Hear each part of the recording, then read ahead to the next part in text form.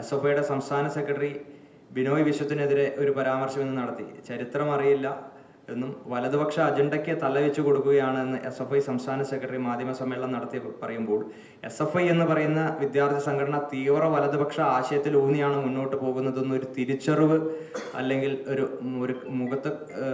മുഖത്തിന് മുൻപിൽ കണ്ണാടി വെച്ചിട്ടെങ്കിലും അത്തരത്തിലൊരിക്കൽ പറയാൻ ശ്രമിക്കണമെന്ന് പറയാൻ ആഗ്രഹിക്കുന്നു. ഒരു കാര്യം കൂടി എസ്.എഫ്.ഐ സംസ്ഥാന സെക്രട്ടറി പറഞ്ഞു വയ്ക്കുന്നുണ്ട്.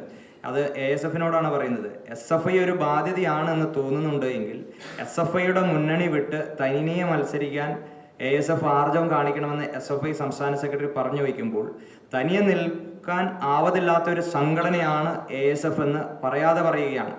എസ്.എഫ്.ഐയുടെ പിന്തുണയുണ്ടെങ്കിൽ അല്ലെങ്കിൽ എസ്.എഫ്.ഐയുടെ ഒരു പിന്തുണയില്ലാതെ എ.എസ്.എഫിന് നിലനിൽക്കാൻ സാധിക്കില്ല. എസ്.എഫ്.ഐ ആണ് അവർക്ക് സംരക്ഷണം ഒരുക്കുന്നത് എന്ന തരത്തിലേക്കുള്ള ഒരു വ്യാഖ്യാനം എ.എസ്.എഫ് നിൽക്കുന്നു എന്നൊരു വ്യാഖ്യാനം എസ്.എഫ്.ഐയുടെ സംസ്ഥാന സെക്രട്ടറി പറയുമ്പോൾ അതിനെതിരെ പ്രതിഷേധം രേഖപ്പെടുത്താൻ അല്ലെങ്കിൽ ഒരു സ്വയം ആത്മപരിശോധന നടത്തിക്കൊണ്ട് തീവ്ര വലതുപക്ഷ ചിന്താഗതിയുമായിട്ട് മുന്നോട്ട് പോകുന്ന എസ്.എഫ്.ഐക്കെതിരെ നിലപാടെടുത്തുകൊണ്ട് ഇപ്പോഴും ഇടതുപക്ഷ മനോഭാവമായിട്ടാണ് എ.എസ്.എഫ് മുന്നോട്ട് പോകുന്നതെങ്കിൽ എസ്.എഫ്.ഐയുടെ തടവറയിൽ നിന്ന് പുറത്തു വന്ന് എസ്.എഫ്.ഐയുടെ മുന്നണിയിൽ നിന്ന് പുറത്തു വരാനുള്ള ഒരു ആർജവം എ.എസ്.എഫ് കാണിക്കണമെന്നൊരു ആവശ്യം കൂടി കെ.എസ്.യു മുന്നോട്ട് വയ്ക്കുകയാണ്. ഈ വിഷയങ്ങളെല്ലാം അതീവ ഗൗരവകരമായി തന്നെ നമ്മുടെ എല്ലാം മുൻപിൽ നിൽക്കുമ്പോൾ ആ വിഷയങ്ങളിലെല്ലാം ഇടപെടലുകൾ നടത്തിക്കൊണ്ടാണ് കെ.എസ്.യു മുന്നോട്ട് പോകുന്നത്. അപ്പോൾ ഈ സമരങ്ങളുടെ പ്രഖ്യാപനവും ഒപ്പം ഈ വിഷയങ്ങളെല്ലാം മാധ്യമങ്ങളുടെ ശ്രദ്ധയിൽപ്പെടുത്തുന്നതിന് വേണ്ടിയിട്ടാണ് ഇത്തരത്തിലുള്ള ഒരു മാധ്യമ സമ്മേളനം നടത്തിയത്. ഈ അഭിമന്യു എന്ന് പറയുന്ന ഒരു രക്തസാക്ഷി ഞാൻ കടന്നു വരുന്ന എറണാകുളം ജില്ലയിൽ നിന്ന് മഹാരാജാസ് ക്യാമ്പസിൽ ഈ വർഗീയവാദികളാൽ ആക്രമിക്കപ്പെട്ട് കൊല ചെയ്യപ്പെട്ടു എന്ന് നിരന്തരം കേരളത്തിന്റെ തെരുവുകളിൽ നിങ്ങൾ ക്യാമ്പയിനുകൾ നടത്തി അല്ലെങ്കിൽ ആ രക്തസാക്ഷിത്വത്തെ വളരെ രക്തസാക്ഷിത്വ വിൽപ്പന നടത്തുന്ന തരത്തിൽ പോലും ഇവിടുത്തെ എസ്.എഫ്.ഐ അല്ലെങ്കിൽ ഇടതുപക്ഷം മുന്നോട്ട് പോകുന്ന ഒരു സാഹചര്യത്തിൽ കഴിഞ്ഞ ദിവസം ഈ അഭിമന്യുവിന്റെ രക്തസാക്ഷിത്വ ദിനമായിരുന്നു. ഈ അഭിമന്യുവിന്റെ രക്തസാക്ഷിത്വ ദിനത്തിൽ പോലും വരുന്ന വാർത്തകൾ എന്താണ്? ഇതിന്റെ പ്രതികളെ നിയമത്തിന്റെ മുൻപിൽ കൊണ്ടുവന്ന് അവർക്ക് മതിയായിട്ടുള്ള ശിക്ഷ മേടിച്ചു കൊടുക്കുന്നതിൽ ഈ സർക്കാർ പരാജയപ്പെട്ടിരിക്കുന്നു, അല്ലെങ്കിൽ കോടതി മുറികളിൽ ഇതിന്റെ തെളിവുകൾ നശിപ്പിക്കപ്പെട്ടിരിക്കുന്നു എന്ന തരത്തിലേക്കൊക്കെ പറയുമ്പോൾ ഇതില് എല്ലാ തരങ്ങളിലും എല്ലാ കാലഘട്ടത്തും ഇവർക്ക് ഇടതുപക്ഷ പ്രസ്ഥാനത്തിന് രക്തസാക്ഷികളെ വേണം. ആ രക്തസാക്ഷികളെ നിയമത്തിന് മുൻപിൽ കൊണ്ടുവരാനോ അതിനു വേണ്ടിയിട്ട് ശബ്ദിക്കാനോ പിന്നീട് അവർ തയ്യാറാകുന്നില്ല. ഇത്രയേറെ നാളുകളായാലോ എന്തേ അഭിമന്യുവിന്റെ വിഷയത്തിൽ ഉണ്ടായിരുന്ന സർക്കാരിനുണ്ടായ ഒരു പരാജയത്തെ പറ്റി ഒരു ഘട്ടത്തിൽ പോലും എസ്.എഫ്.ഐ ഇവിടെ ഒരു നിലപാട് ഉയർത്തിയില്ലല്ലോ. അഭിമന്യുവിന്റെ ഒന്നാം രക്തസാക്ഷിത്വ ദിനത്തിൽ അതിന്റെ പ്രതികളെ നിയമത്തിന്റെ മുൻപിൽ കൊണ്ടുവന്നില്ല എന്ന് പറഞ്ഞ് സമരം ചെയ്തത് കെ.എസ്.യു ആണ്, എസ്.എഫ്.ഐ അല്ല. അത് നിങ്ങൾ മനസ്സിലാക്കുക. അപ്പോൾ ഇങ്ങനെ ഈ രക്തസാക്ഷികൾ ഉണ്ടാകുമ്പോൾ അവർ എങ്ങനെ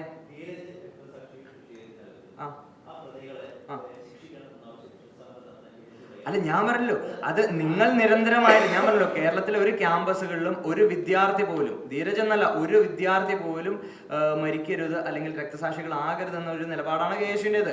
ഈ വിഷയവുമായിട്ട് ബന്ധപ്പെട്ട് ഇവിടെ 8 വർഷമായിട്ട് ഇവിടെ അധികാരത്തിലിരിക്കുന്ന ആരാ?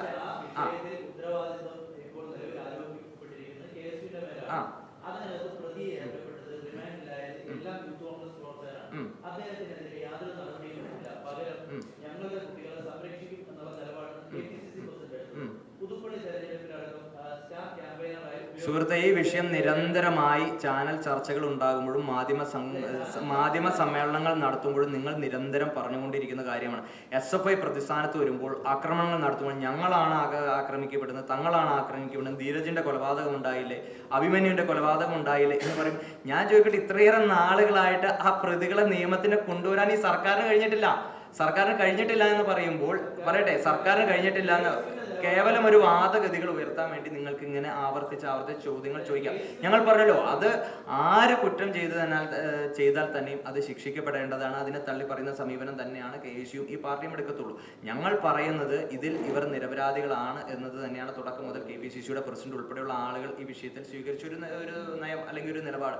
പക്ഷേ അതിനെ അടിവരയിടുന്നതാണല്ലോ ഈ കഴിഞ്ഞ കുറേയേറെ നാളുകളായിട്ട് അന്വേഷണം നടത്തിയിട്ട് എന്തേ അത് നിയമത്തിന്റെ മുൻപിലേക്ക് കൊണ്ടുവരാൻ നിങ്ങൾക്ക് സാധിക്കാത്തത്?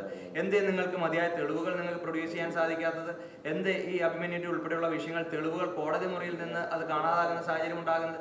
അപ്പോൾ ഇതിൽ നിങ്ങൾക്കറിയാം, ഇതിൽ എന്താണ് എല്ലാ കാലഘട്ടത്തും വ്യക്തമായി നിങ്ങൾക്കറിയാം ഇതിൽ രക്തസാക്ഷികൾ ഉണ്ടാകണമെന്നും അല്ലെങ്കിൽ അതിനെന്ത് ചെയ്യുക, അത് രക്തസാക്ഷികൾ ആയതിനു ശേഷം അതിന്റെ കുറ്റക്കാരായിട്ടുള്ള ആളുകളെ നിയമത്തിന്റെ മുൻപിലേക്ക് വരണമെന്നുള്ളത് നിങ്ങൾക്ക് ആർജവം ഉണ്ടെങ്കിൽ നിങ്ങൾ അന്വേഷിക്കുന്നത്, നിങ്ങൾ കണ്ടുപിടിക്കുന്നത്.